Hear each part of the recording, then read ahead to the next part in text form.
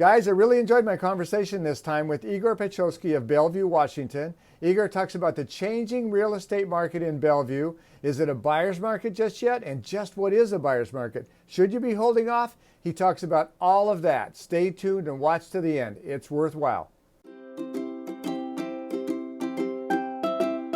My name is John Murphy and I'm a licensed loan officer. My passion is helping people to understand their options when building wealth with real estate. Check out this video as I talk to an experienced real estate agent and they educate us both as to real estate in their area. Hey guys, today we're with Igor Pechkovskyi, who is with Windermere Real Estate in Bellevue. Igor, how's it going today? It's going pretty good. Weather is nice. I worked out. I feel great. It's going well. I like it. And tell us about real estate in Bellevue and the surrounding areas. What's going on there? Sounds good. So we're still waiting for the data come in from October, but based on kind of September and October actually being on the market, I could say it feels a little bit slower, right? Winter time is usually the time where you go online and Google and everybody says the great time to buy because there are deals out there, and it's partially true. And when we look at numbers from September, it's interesting trend. We talked a little bit that last year numbers dropped, and we're kind of picking back to where we were. And the thing is, when we talked about Bellevue, the median price for the home, $920,000. Okay. Wow. Think about it. It's pretty expensive. So for residential, $920,000, it's down 3% since $950 last year. So which is like, so numbers are down. And an interesting thing is that it takes longer to sell the home, right? It used to be 11 days, and now it's 22 days average time to sell the home in Bellevue. Okay. So yeah, what's going on? Yeah, things been a little bit slower, but still pretty fast. But that's the numbers. So Igor, would you say that it's becoming a buyer's market yet in Bellevue? Great question. To be frankly honest with you, I get that a lot because reality is the other fascinating number that 25% of homes that go active as listings on MLS do not go pending. 25%. Really? Yes, it's crazy. That's for the east side, 25%. And I feel like, so you could say every fourth home. Igor, will you explain to people what you just said? What does that mean? Homes go after you do not go penny. What does that mean to the consumer? It means that every fourth home does not sell. That's what it means. Okay. That's phenomenal. And I had that question that you asked me. So every fourth home does not sell. It takes longer. Prices are kind of dropping. Are we in the buyer's market? And I always respond, the one people call, hey, that house next to me, like in my neighborhood, it's been on the market for like 4 months. Igor, what's going on? And reality is that that's the house that people see, the one that does not sell. They do not see the others they do. They just see the one crappy one that did not sell. And reality is, it didn't sell either for a reason. It was not presented well. It was not priced well. It looks crappy, whatever the case is, right? It was not attractive enough to sell. And people think that based on this data I just provided, that it's a buyer's market. But to summarize in short, what is buyer's market? We go by a metric called months of inventory, right? So 0 to 3, it's seller's market. 3 to 6, balanced market. 6 plus buyer's market. Okay. So we are right now on east side, 1.9 months of inventory. What does it mean? If there will be no new homes going on the market, it will take 1.9 months for everything to sell off. Okay. Under 3 months, it's seller's market, right? We're not even close to be a buyer's market. We're not even close to be a seller's market, to be a balanced market. But people see the ones that did not sell. They see that there is no frantic like, oh my God, I gotta buy a house, and every crappy house would sell. And they think that it's a buyer's market. But reality is it's not yet. It is definitely a very strong seller's market.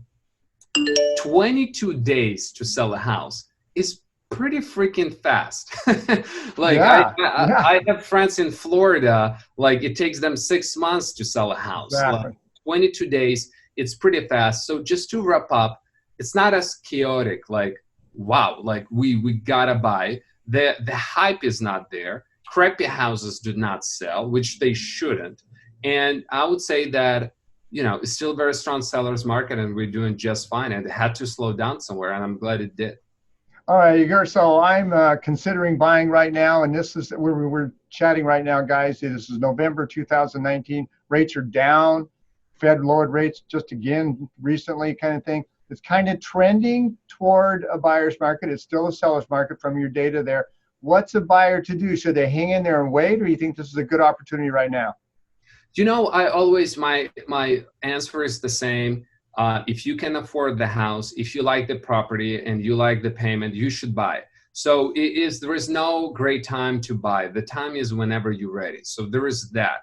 If you want to be more strategic when the timing is right and so on, I'm not a fool, right? Like the things had slowed down, and I'm the one that looks at data, and I do look what's the economy looks like. You look all around the world with all of the Brexits and trade wars and everything. It looks very uncertain, right? Like things might go down, like no doubt.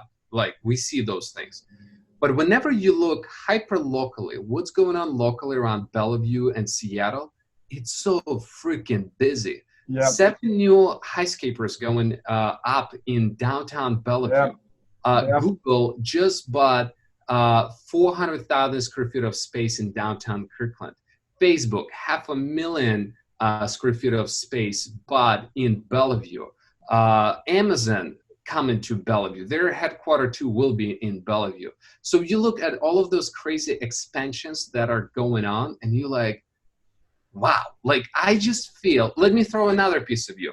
I went to a Sound Transit presentation where they were talking about light rail.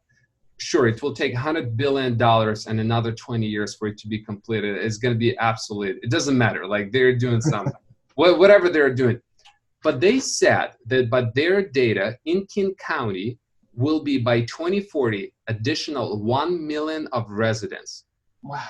1 million of residents by 2040 in King County. Right now, it's 2.2 million. They project to be like around 3.3, right? 3.2. That's a third increase in the population growth. That's phenomenal. Can you believe that? So when it comes to timing, I would just say, if you find a good deal, if you find the house, maybe with a little land, right? Because land is the one that matters the most. And you can afford it, and you go buy.